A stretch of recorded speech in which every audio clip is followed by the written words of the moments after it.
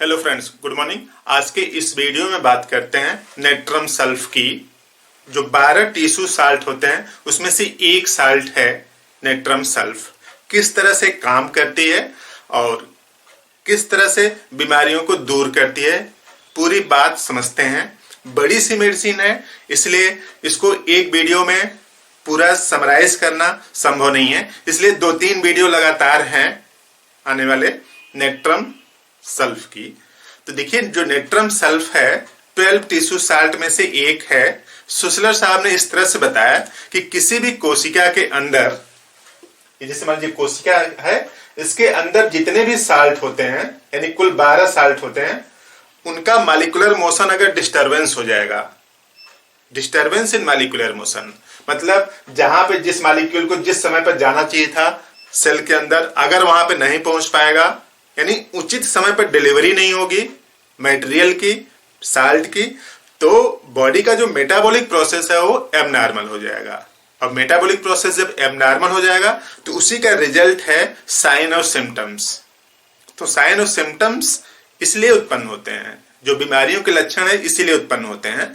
तो देखिए, उन्होंने बताया सुसलर साहब ने कि बॉडी में जो 12 साल्ट होते हैं, अगर उनकी उचित मात्रा बनी रहे तो मॉलिक्यूलर मोशन डिस्टर्ब नहीं होगा ना। मॉलिक्यूलर मोशन डिस्टर्ब नहीं होगा, और जब मॉलिक्यूलर मोशन डिस्टर्ब नहीं होगा तो मेटाबॉलिक प्रोसेस ठीक से चलेंगे और बीमार होने की स्थिति नहीं होगी। तो इस तरह से जो 12 टिश्यू साल्ट है उसका एक है नेट्रम सल्फ। देखिए फार्मूला दिखा है, Na2SO4 10H2O, यानी इसका कुछ न कुछ रिलेशन है वाटर से। वाटर से इसका कुछ न कुछ रिलेशन है। इसी रिलेशन को समझने के लिए आप यूं समझ लीजिए कि जब भी मौसम में नमी होगी, क्या होगी? नमी होगी, यानी मौसम कैसा हो जाएगा? वेट। तो अगर सिम्टम्स बढ़ते हैं, नमी की वजह से अगर सिम्टम्स बढ़ते हैं, तो आपकी मेडिसिन हो सकती है नेट्रम सल्फ। यूं समझ लीजिए कि इसके पास 10 वाटर पहले से ही है ना। अगर और वाटर बढ़ जाएगा वातावरण की वजह से, वातावरण में नमी की वजह से, तो दिक्कत बढ़ जाएगी। तो किसी को भी अगर वेट वेदर में, नमदार मौसम में अगर समस्या बढ़ती है, या फिर ऐसे लोग जो बेसमेंट में काम करते हैं, बेसमेंट में ज्यादा समय तक रहते हैं, और बेसमेंट का जो मौसम होता है ना वो थोड़ा सा नम होता है, तो वातावरण की नमी की वजह से, सराउंडिंग की नमी की वजह से अगर दिक्कत बढ़ती है तो आपकी दवा नेट्रम सल्फ है, क्योंकि इसके अंदर ऑलरेडी पानी पहले से है। देखिए Na2SO4 10H2 है ना, तो पहले से पानी है, वातावरण में भी और आ जाएगा तो डिस्टरबेंस क्रिएट होने लगेगा।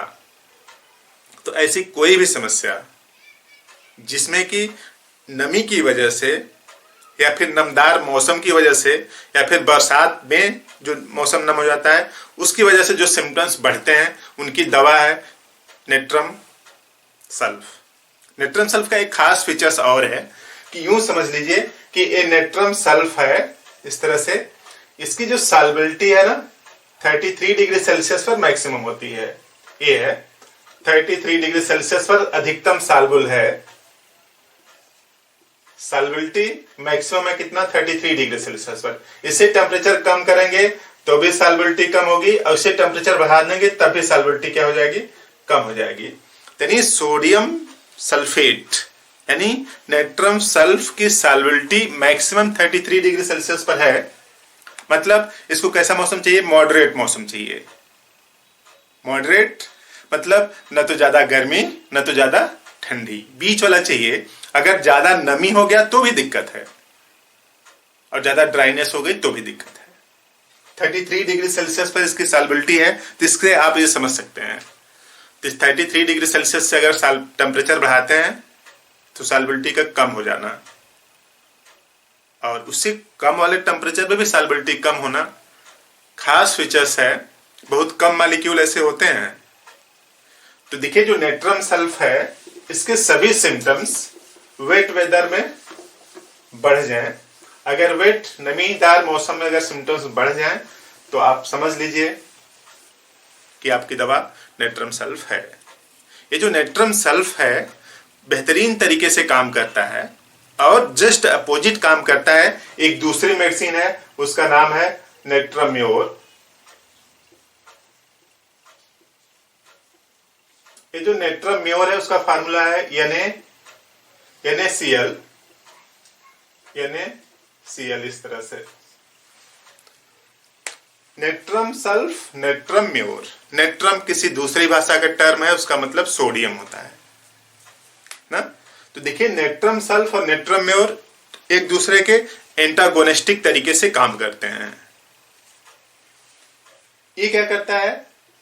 रिमूव करता है। रिमूव किसको? वाटर को ना। और ये क्या करता है? यूटिलाइज करता है।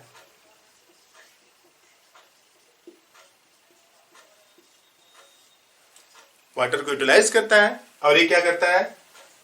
रिमूव करता है। देखिए जितने भी डाइजेशन के प्रोसेस हैं उसमें वाटर यूज होता है।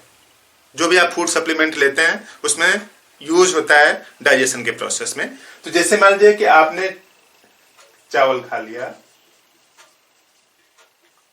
लिया, चीनी या फिर आलू, मान लीजिए कुछ भी, तो ये जब डाइजेशन होगा तो यहां पे क्या लगेगा? वाटर लगेगा। तो वाटर से ये सब डाइजेस्ट होंगे तो बॉडी में क्या बनेगा? ग्लूकोज बनेगा। नॉर्मल डाइजेशन का प्रोसेस है। तो जो भी फूड सप्लीमेंट है वो सब डाइजेस्ट होते हैं और डाइजेस्ट होने के दौरान वाटर यूज होता है, तब ग्लूकोज बनता है। अब ग्लूकोज का नॉर्मल कितना है? अमाउंट है 80 से 120 मिलीग्राम पर 100 ml है। ये है।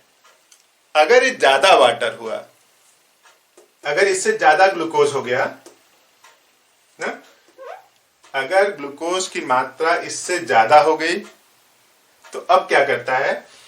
एक ग्लूकोज दूसरे ग्लूकोज से कंबाइन होकर क्या बनने लगता है? ग्लाइकोजन बनने लगता है और प्लस वाटर बनने लगता है ना। तो देखिए डाइजेशन का ये प्रोसेस है। एक वाटर यहां पे यूज हुआ, मेटाबॉलिक प्रोसेस एक एग्जांपल है समझ लीजिए। तो ये यहां पे यूज हुआ तो ऐसे बना। अगर उसकी अमाउंट ज्यादा हो गई ग्लूकोज, तो बॉडी क्या करता है कि इस ग्लूकोज को कन्वर्ट करता है इसमें ग्लाइकोजन में। जब ग्लाइकोजन में कन्वर्ट करता है तो क्या बनता है? वाटर बनता है। तो ये देखिए जो नेट्रम सल्फ है ना, इसी वाटर को रिमूव करता है। यानी इस वाटर को रिमूव कौन करता है? Natrum sulph.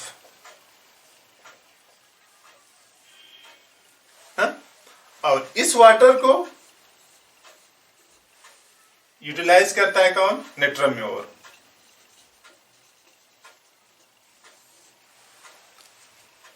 तो इनको भी ओबेसिटी है।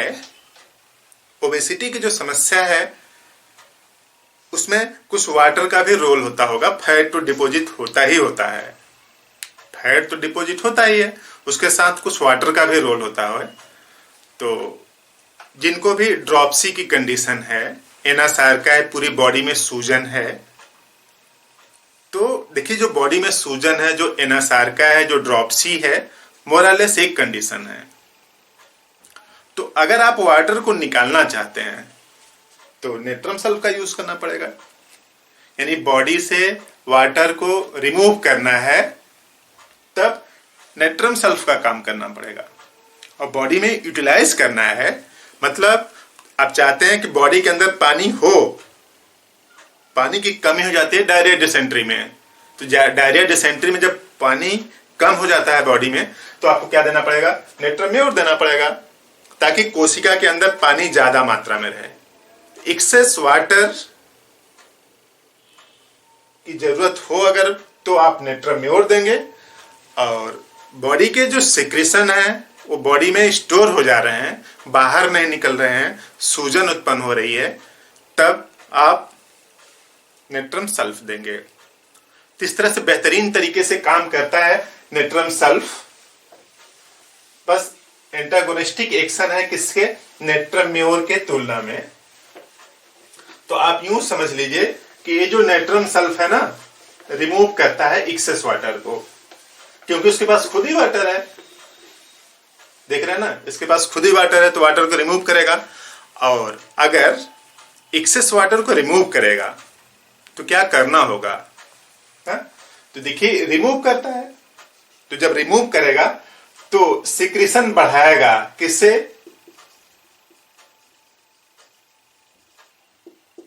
एपिथेलियल सेल, यानी जहां पे भी म्यूकस बनता है चाहे बॉडी में कहीं भी, वहां पे सेल पाई जाती है, उसका नाम है एपिथेलियल सेल। तो उसके सिक्रीशन को बढ़ाएगा ना। एपिथेलियल सेल कहां पाया जाता है, जहां पे सिक्रीशन होते हैं, जहां पे म्यूसिलेजिनस पदार्थ बनता है ना। और बाइल डक्ट और पैंक्रियास, ठीक है, और इंटेस्टाइनल कैनाल, कौन सा कैनाल, इंटेस्टाइनल,